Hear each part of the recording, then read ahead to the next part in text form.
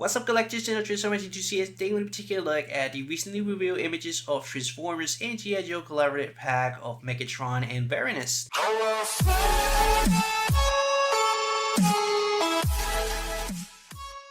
So we finally get something to talk about, man. The Transformers news has been dry and it's just completely boring, man. Nothing has come out until now, and as you can clearly see, this looks fantastic. We get a 2-pack, a collaborative between Transformers and G.I. Joe. And just the G.I. Joe brand is a little damaged, due to the movie not doing that good and all that. But this is the 40th anniversary of the, of the franchise and all, and they gotta come out with something to kind of boost the the popularity of the brand a little bit more now that it's kind of damaged, due to the movie again. But as you can clearly see, it looks fantastic. Megatron looks really good. Baroness looks good as well. You can see her, pretty much, on top of Megatron kind of riding it. You can see, his weaponry on the top as well to shoot some G.I. Joes as well as some Autobots. And man, the whole thing looks incredible. How it transforms, how it integrates itself into the G.I. Joe franchise, and how they look together.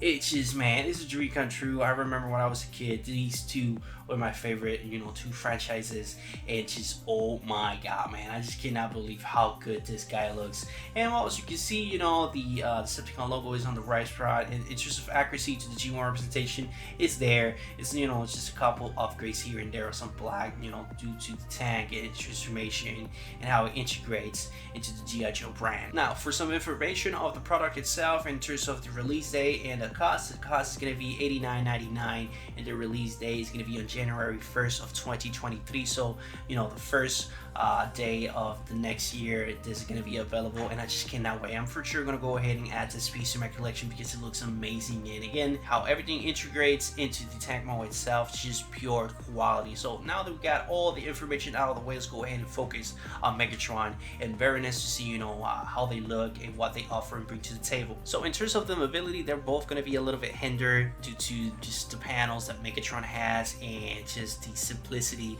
Baroness, you can see that, she has just a couple joints here and there, nothing special, no swivel on the waist, no ankle pivoting, none of that. It's just, a simple figure to have on your collection. So in terms of the mobility, it's pretty much gonna suck. And for Megatron, maybe a little less due to, all the complicity that he has. He has a couple of joints here and there. He has a swivel on the hands, and a 90-degree angle on the arms, maybe a swivel on the waist. I cannot identify that. Maybe it has and maybe it doesn't.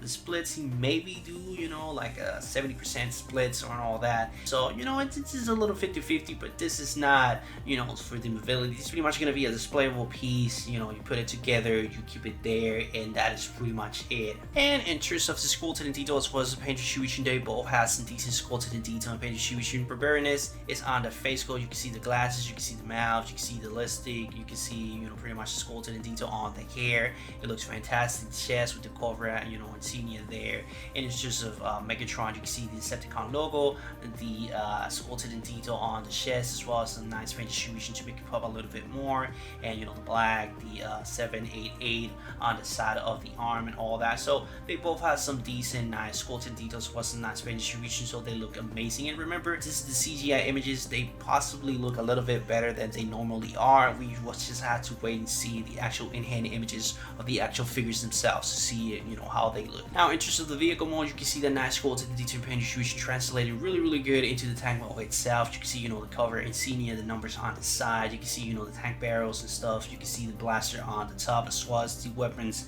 that she uses on robot mode, now translating into the actual barrel of the tank mode. You see her inside the actual tank itself, and she fits really nicely. She pretty much fits perfectly there, and she looks amazing. Now, one thing to mention is that you probably can go ahead and fit a couple figures there, especially on the top. You can see the mini hole there where she lies on the robot mode, now translating into the actual vehicle mode itself. And it's empty. You can obviously go ahead and put her there to fire up some Autobots or some G.I. Joes, or you can go ahead and add another, I don't know, another cover-out member or something like that on the top, so he or she can go ahead and fire up, the actual weapons themselves, and Baroness drives the actual tank mode. So, there's a couple things here and there. You can go ahead and do some awesome things with this one on the actual vehicle mode itself, so not that bad. But other than that, that is pretty much for these two. Honestly, there's nothing else to talk about other than I just cannot wait to see them on my collection, and they're going to be a nice addition for anyone's connection for sure, especially those that collect GI Joes and Transformers. They're gonna look amazing. You can go ahead and add some blast effects, some other figures to it, and believe me, on a display is gonna look fantastic. But before we finish this video, let's go ahead and take another piece of news out of the way. It was confirmed that Galvatron is gonna be pretty much bland. It's not gonna have some scratches or any of that. It's just gonna be the actual paint distribution that we saw on the G1 representation as well as the movie. So it's gonna be a little bit more accurate, and I know a lot of people want this instead of the other one that we got on the Kingdom. And it's just the differences, again, it's going to be exactly the same, just paint distribution is the only thing that changes.